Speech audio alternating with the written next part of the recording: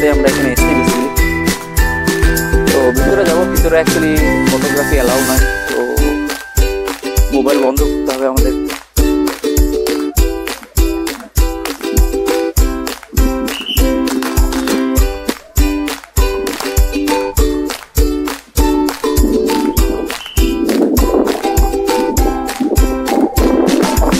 চলো বন্ধুরা, আমরা গিয়ে ভিতরে দর্শন করে আছি শ্রী বিদ্যাশঙ্কর টেম্পল। তো বেসিক্যালি আমি যেটা জানি, তো বিদ্যাশঙ্কর টেম্পল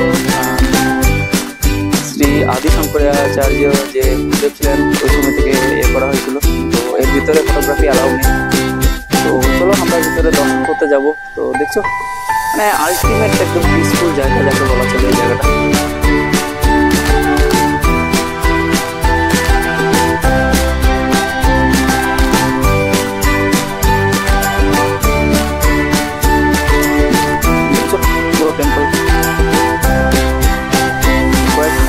বছরের টেম্পল আমাদের এখনো সবকিছু দারুণভাবে ওয়েল মেনটেন্ড অ্যাকচুয়ালি বন্ধুরা।